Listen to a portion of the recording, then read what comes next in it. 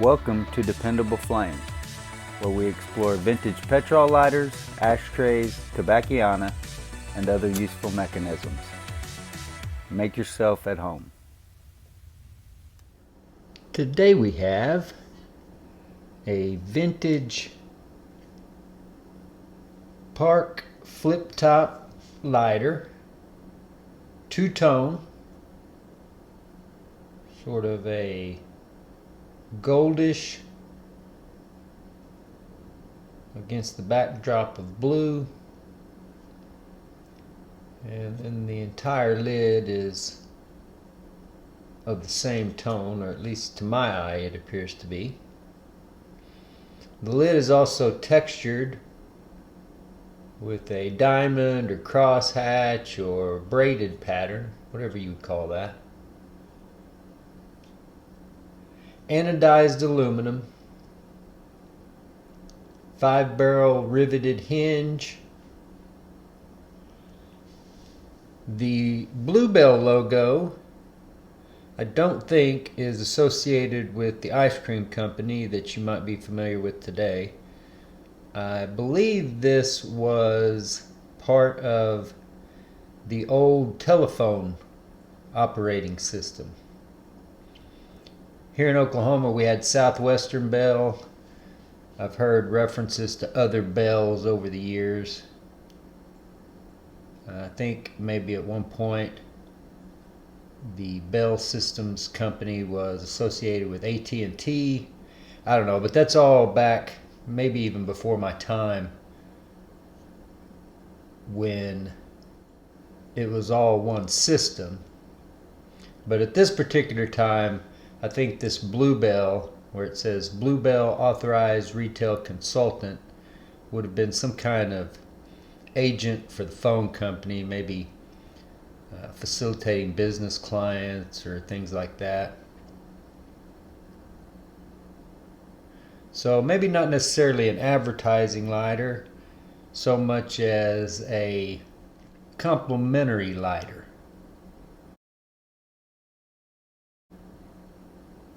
that an agent might use to remind a potential client. I would guess that would be the authorized retail consultant part of that. But that's just my guess. I don't know. It seems here we are collecting these old things all these years later. It's kind of hard to believe that a lighter didn't have a whole lot of value. That maybe they just handed them out like gum or candy.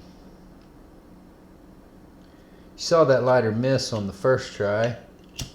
It was kind of a weak effort by me. I'm not sure how well I had my thumb on the wheel.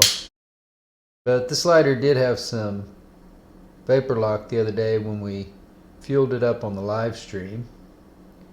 It is marked Park lighter, made in USA. Some dings, dents, though maybe minor, scuffs, scratches, finish wear. But overall, a really nice lighter in really good condition. Pretty clean. The solid foam fuel cell that was in it got torn up trying to pull the wick out. So I've replaced that with organic cotton as your wadding, and there is no felt pad, as there wasn't one, of course, in the solid or with the solid foam fuel cell that Park employed back then. Rewicked just with a generic copper braided wick.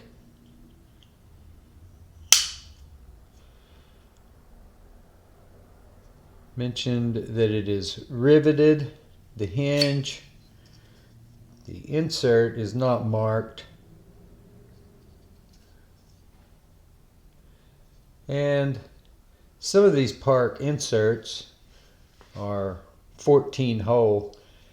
I just realized this here recently. I don't know, I'd say in the last month, and just a quick reference to all the parks that I had in my possession at the time. It seemed like it was about 50-50 whether they were 14 or 16 hole windscreens.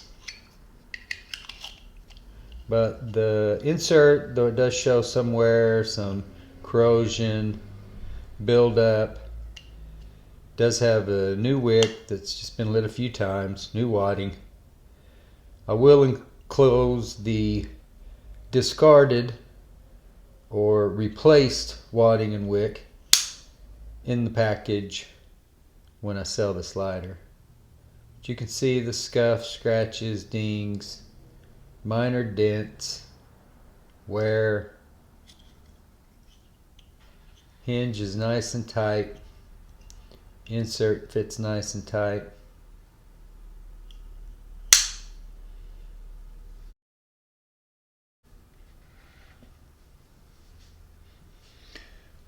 So people always collect different themes. Well, I shouldn't say they always do. Some do. Some people collect mechanisms.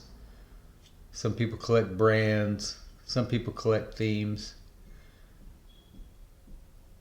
Maybe someone who worked in the communications industry back in the, I don't know, 60s, 70s, 80s, around in there. It's a nice color scheme. It's a really attractive lighter.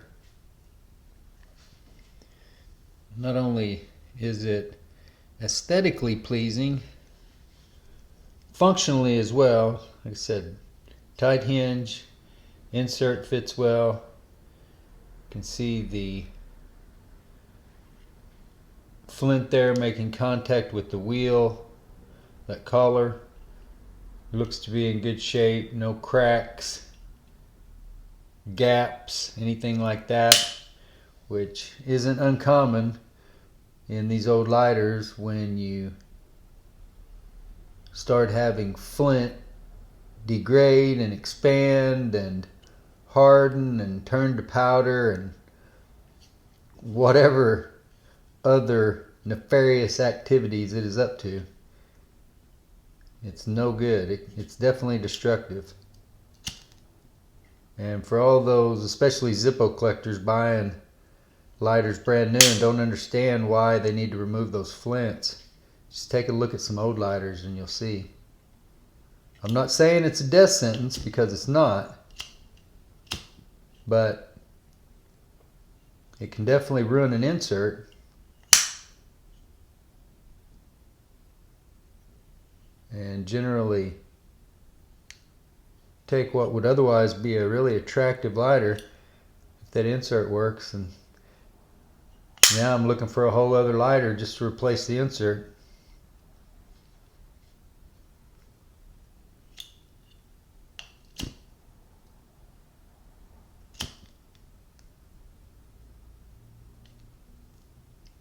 Until next time.